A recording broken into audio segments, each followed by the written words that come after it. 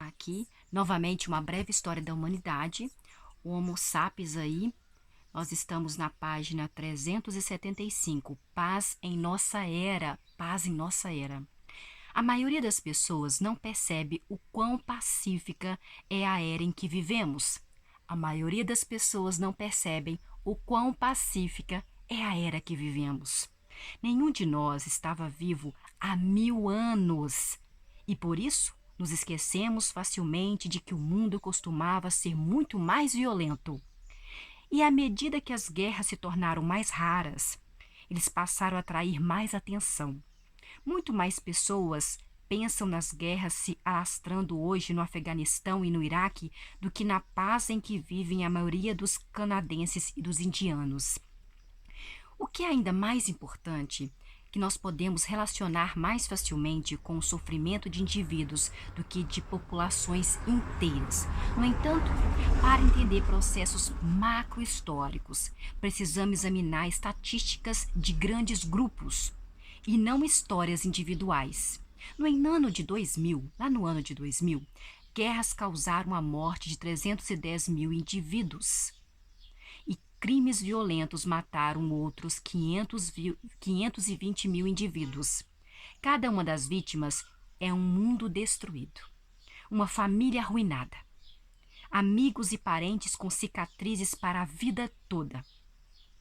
Mas, de uma perspectiva macro, essas 830 mil vítimas representam apenas 1,5% dos 56 milhões de pessoas que morreram no ano de 2000.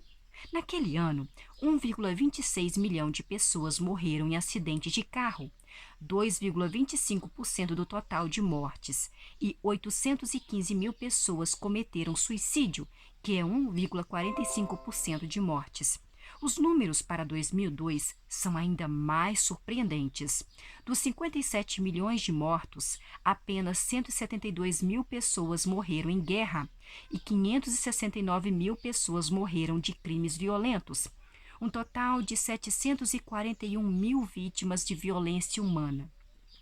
Por outro lado, 873 mil pessoas cometeram suicídio. Acontece que no ano que se seguiu aos ataques do 11 de setembro, apesar do muito que se falou em terrorismo, em guerra, um cidadão médio tinha mais probabilidade de se matar do que de ser morto por um terrorista, um soldado ou até um traficante de drogas. Na maior parte do mundo, as pessoas vão dormir sem medo de que no meio da noite uma tribo vizinha cerque sua aldeia e mate todo mundo. Súditos britânicos abastados viajam diariamente no Nottingham e a Londres pela floresta de Sherwood. Ai, sei lá, não sei falar esse nome não, gente, vocês me perdoem. Mas você tem que saber, né, Luciana? Sem temer que uma gangue de bandoleiros alegres vestidos de verde lhes preparem uma emboscada e roube seu dinheiro para dar aos pobres. Ah, Sherlock, aquele que roubava para os pobres, né? Como que ele chama mesmo? Sherwood. Ou que seria mais provável, mantém-nos e pegue o dinheiro para si. Os estudantes não toleram ser fustigados por seus professores. Fustigados, gente? Será que é fustigados, hein? Fustigados. Vamos ver o que é fustigados? Tá? Fustigados quer dizer agredido fisicamente, maltratado, agredido, golpeado, batido, desancado, sovado, surrado, açoitado, espancado. Os estudantes não toleram ser fustigados por seus professores. As crianças não precisam temer ser vendidas como escravas quando seus pais não conseguem pagar as contas. E as mulheres sabem que a lei proíbe o marido de espancá-las, mas continua espancando.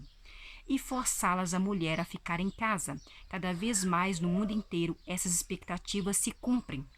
A diminuição da violência se deve, em grande parte, à ascensão do Estado. Em toda a história, a maior parte da violência resultava de rixas locais entre famílias e comunidades. Mesmo hoje, como indicam os números expostos aqui, o crime local é uma ameaça muito mais letal do que as guerras internacionais. Conforme vimos, os primeiros agricultores, que não conheciam nenhuma organização política maior do que a comunidade local, que a comunidade local naquela época era a organização política, sofriam violência externa. À medida que reinos e impérios ficaram mais fortes, eles controlaram as comunidades e o nível da violência diminuiu.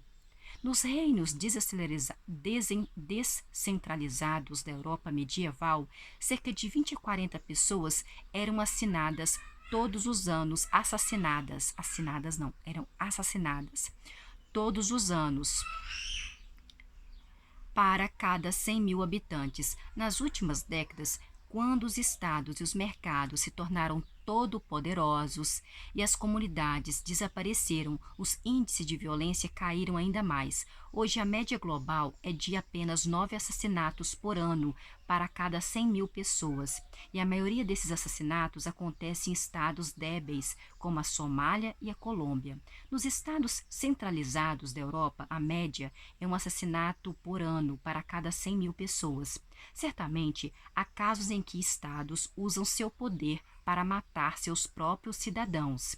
E tais casos assombram nossas memórias e medos. Durante o século XX, dezenas de milhões, se não centenas de milhões de pessoas foram mortas por forças de segurança de seus próprios estados.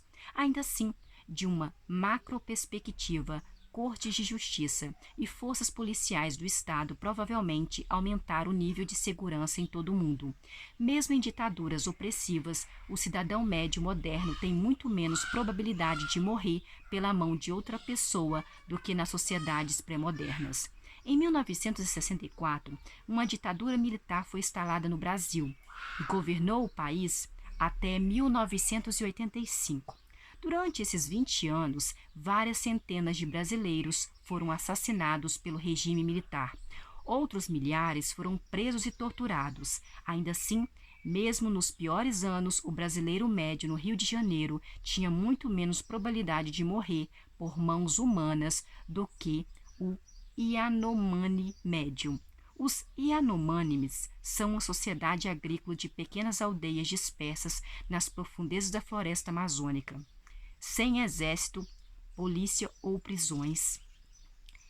Esses Yanomamis, eles não têm exército, não têm polícia e também não têm prisões.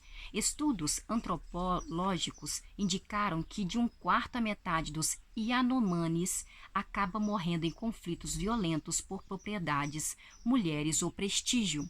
Entre eles ali, né, na comunidade deles. Nós paramos aqui na página 377.